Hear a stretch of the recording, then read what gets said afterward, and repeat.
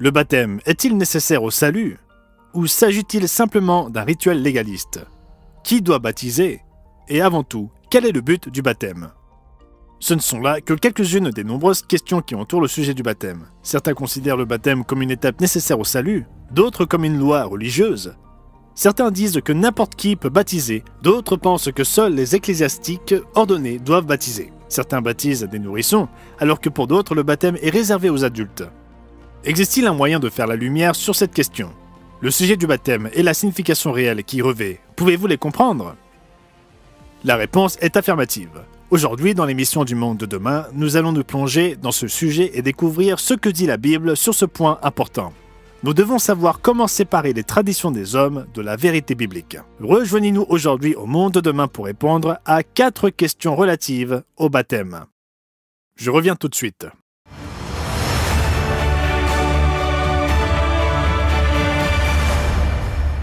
Bienvenue au Monde de demain. Nous vous aidons à donner un sens à votre monde à travers les pages de la Bible.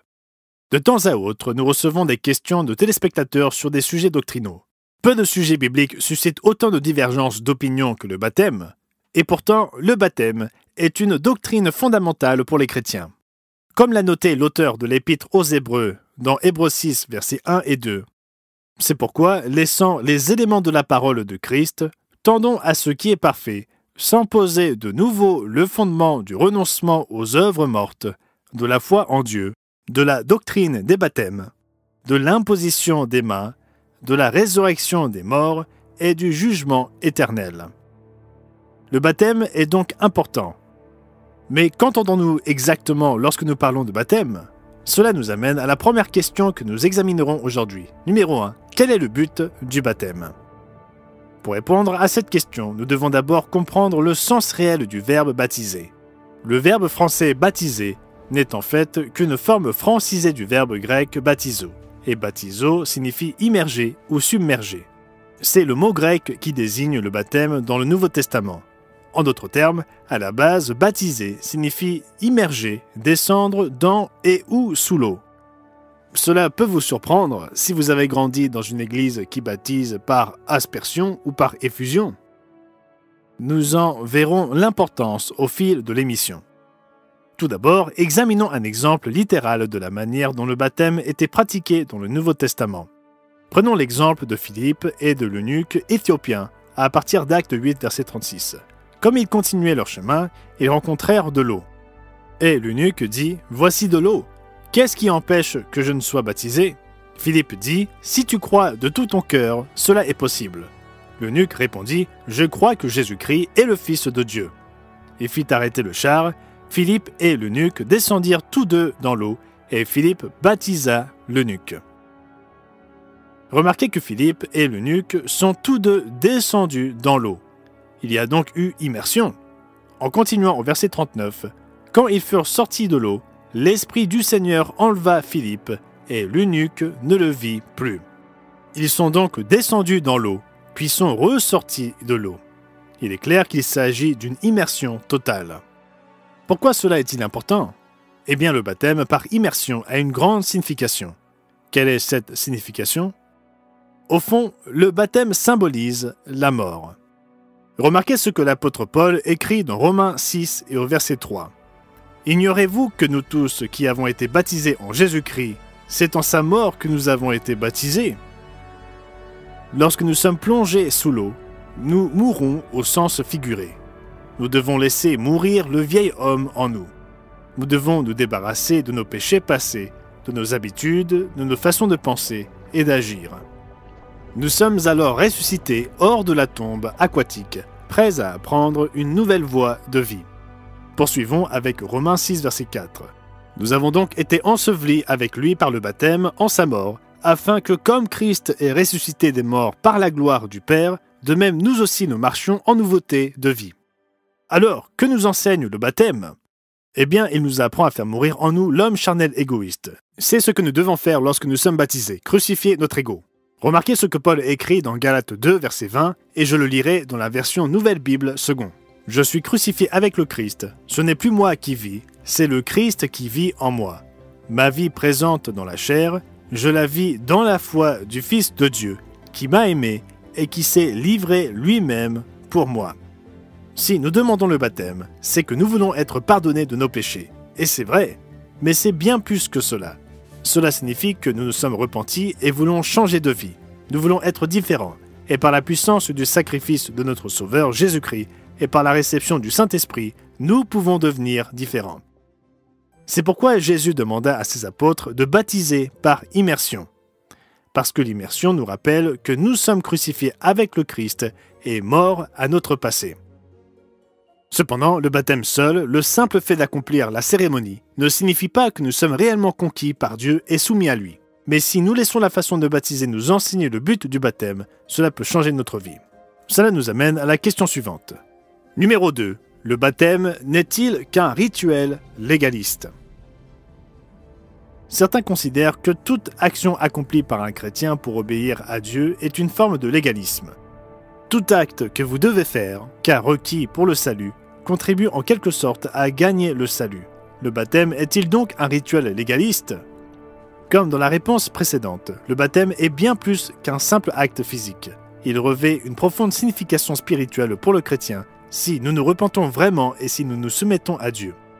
Considérez une autre chose. Il y a aujourd'hui un nombre croissant de personnes dans le christianisme dominant qui disent que tout ce que nous devons faire pour être sauvés relève du légalisme. Mais si c'est vrai, si une personne n'a pas besoin d'observer les commandements de Dieu, alors elle peut vivre une vie de mensonge, de duperie, de vol et même de meurtre et être sauvée. Mais ce n'est pas ce que l'apôtre Jean écrit dans 1 Jean 3 verset 15. Quiconque est son frère est un meurtrier, et vous savez qu'aucun meurtrier n'a la vie éternelle demeurant en lui. Ce n'est pas du légalisme que d'obéir aux commandements, c'est simplement faire ce que Dieu demande, et Dieu n'accordera pas la vie éternelle à quelqu'un qui ne fait pas ce qu'il dit. La foi en notre Seigneur et Sauveur Jésus-Christ est absolument essentielle pour devenir un vrai chrétien. Nous devons avoir foi en son sacrifice pour nos péchés. Et nous devons développer une appréciation profonde de ce qu'il a fait pour nous tous. Nous devons croire en lui et invoquer son nom avec foi si nous voulons être sauvés de nos péchés. Comme l'écrit Paul dans Romains 10, versets 9 et 13.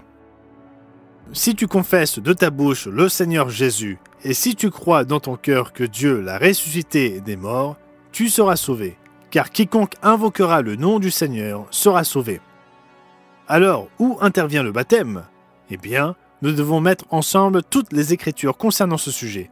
Nous ne pouvons pas élaborer une doctrine fondamentale autour d'un ou deux versets et laisser le reste de côté. Le baptême est-il donc nécessaire au salut au même titre que la foi et la croyance? C'est une bonne question. Laissons la plus grande autorité en la matière y répondre elle-même. Il s'agit bien sûr de Jésus-Christ, notre Sauveur. Et remarquez ce qu'il dit dans Marc chapitre 16, versets 15 et 16. Allez par tout le monde et prêchez la bonne nouvelle à toute la création. Celui qui croira et qui sera baptisé, remarquez cela, sera sauvé. Mais celui qui ne croira pas sera condamné. Que dit le Christ? Celui qui croit et qui est baptisé sera sauvé. Or, le baptême en lui-même n'est pas une méthode magique et mystique pour obtenir la vie éternelle par le simple fait de se faire baptiser. Non, rien n'est plus éloigné de la vérité. En revanche, le baptême est une condition du salut, selon notre Sauveur. Mais pour qu'il soit efficace dans ce sens, il doit être accompagné de la repentance réelle et de la foi et la confiance dans le sacrifice de Jésus-Christ pour nos péchés.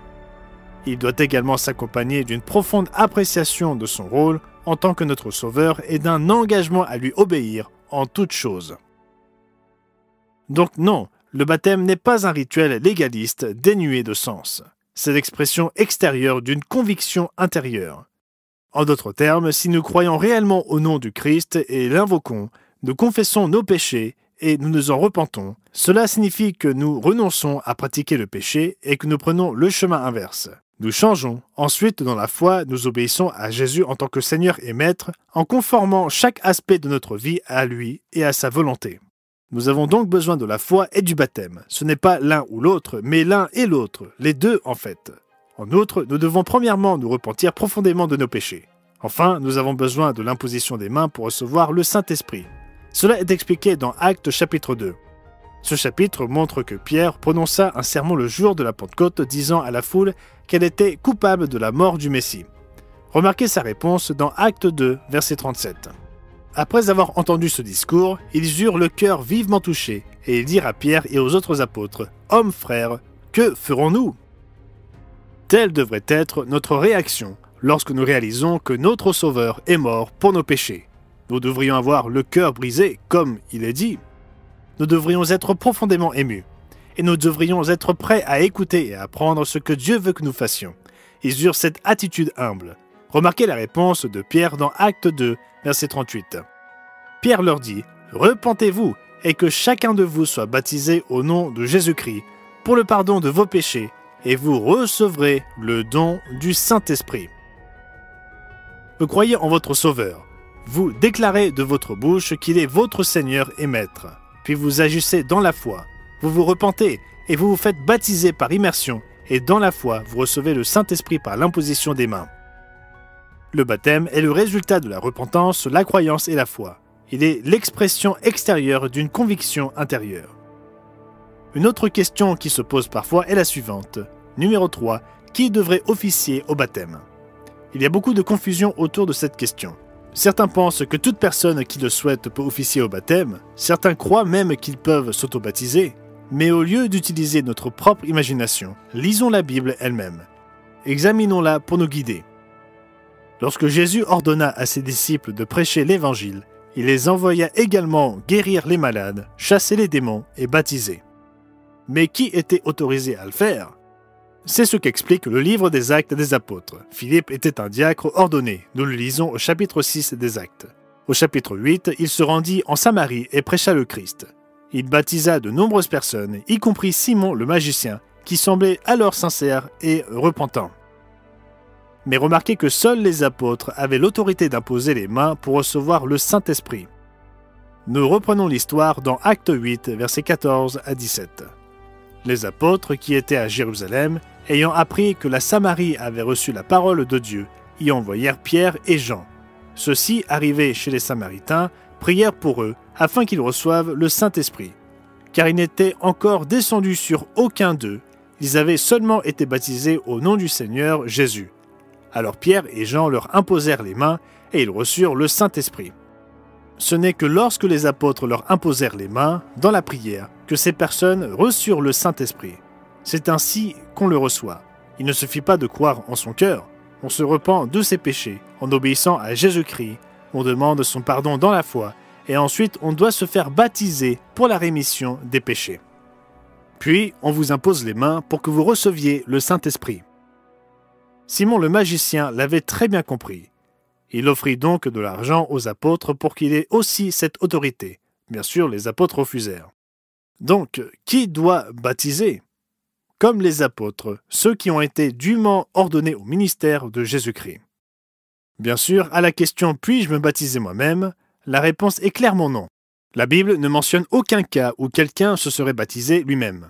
Et se baptiser soi-même irait à l'encontre du principe selon lequel il faut quelqu'un qui a déjà remis sa vie à Dieu et qui a été ordonné dans le ministère pour baptiser autrui. Il serait contradictoire de dire que quelqu'un est autorisé à se baptiser lui-même. C'est purement le fruit de l'imagination humaine et non de l'instruction donnée par Jésus-Christ. Cela nous amène à la question peut-être la plus importante de toutes.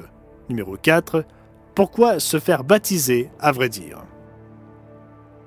Nous avons discuté du but du baptême, du fait qu'il ne s'agit pas seulement d'un rite légaliste et qu'il ne doit être pratiqué par ceux qui sont autorisés à procéder au baptême. Mais avant tout, pourquoi avons-nous besoin d'être baptisés? Eh bien, nous avons tous péché. Nous trouvons cela dans Romains 3, verset 23. Remarquez ce que Paul a écrit. « Car tous ont péché et sont privés de la gloire de Dieu. » Nous avons tous mérité la peine de mort par nos péchés. C'est ce que l'on trouve dans Romains 6 et au verset 23. Car le salaire du péché, c'est la mort, mais le don gratuit de Dieu, c'est la vie éternelle en Jésus-Christ notre Seigneur. Alors, que faire? Sommes-nous laissés sans espoir dans l'attente de la mort éternelle pour ne plus jamais vivre? Jésus-Christ est venu ici-bas pour vivre une vie humaine, puis mourir pour les péchés de toute l'humanité. Cela signifie qu'il est mort pour vous, pour moi et pour tous les autres êtres humains qui ont vécu ou qui vivront un jour. Nous avons donc la possibilité d'obtenir le pardon de nos péchés. Mais ce n'est pas une grâce bon marché que nous recevons simplement en éprouvant un sentiment dans notre cœur ou en exprimant de bonnes paroles par nos lèvres. Non, il faut un changement profond et transformateur dans notre vie. Nous devons comprendre que nous avons enfreint la loi éternelle de Dieu et qu'à cause de cela, nous encourons la peine de mort. Nous devons comprendre que nous méritons la peine de mort par nos transgressions et que notre Sauveur a payé l'amende de nos péchés à notre place. Ensuite, nous devons nous engager à vivre selon la loi royale de Dieu, la loi de la liberté, comme mentionné dans Jacques chapitre 2, versets 8 et 12. Il ne s'agit pas de supprimer la loi de Dieu, il s'agit plutôt d'être délivré de la peine encourue pour l'avoir enfreinte et d'apprendre à obéir à la loi de Dieu avec l'aide de son Saint-Esprit. Et une partie de ce processus consiste à accomplir dans la foi un véritable baptême chrétien. Lisons ce que Jésus dit à ses disciples après sa résurrection, avant de remonter vers son Père. Reportons-nous à Matthieu chapitre 28, verset 18. Jésus, s'étant approché, leur parla ainsi. « Tout pouvoir m'a été donné dans le ciel et sur la terre. Allez, faites de toutes les nations des disciples, les baptisant au nom du Père, du Fils et du Saint-Esprit. » Jésus dit que nous sommes baptisés au nom du Père, du Fils et du Saint-Esprit. Certains y voient une contradiction avec d'autres passages qui disent que nous devons être baptisés au nom de Jésus-Christ, mais il n'y a pas de contradiction. Oui, nous devons faire toutes choses dans notre vie en tant que chrétiens vraiment repentis au nom de Jésus-Christ. C'est ce que Paul écrivit dans Colossiens chapitre 3 verset 17. Et quoi que vous fassiez en parole ou en œuvre, faites tout au nom du Seigneur Jésus. Notre vie entière doit être soumise à Jésus-Christ en tant que Seigneur et Maître. Et nous devons être baptisés en son nom, par son autorité, par ceux qui sont habilités et ordonnés pour le faire. Mais que signifie être baptisé dans le ou au nom du Père, du Fils et du Saint-Esprit? Non, il ne s'agit pas d'une Trinité. Le Saint-Esprit n'est pas une troisième entité divine, mais la puissance même de Dieu. Le Père et le Fils forment la famille divine. Et Dieu nous donne la possibilité de naître dans sa famille divine lors de la résurrection. Pensez-y. Nous ne serons pas des sortes d'anges, nous ne serons pas des esprits sans forme, nous serons dans la famille de Dieu. C'est pourquoi nous devons nous repentir de nos péchés et exprimer notre foi en Jésus-Christ.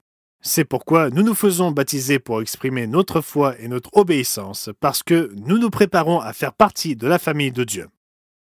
Les Écritures montrent que l'Église épousera le Christ à son retour. Le saviez-vous? Nous le lisons dans Apocalypse 19 et au verset 7.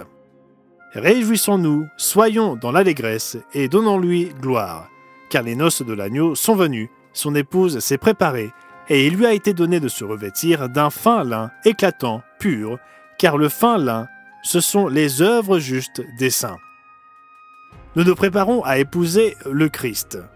En d'autres termes, au moment du baptême, nous concluons une alliance de mariage.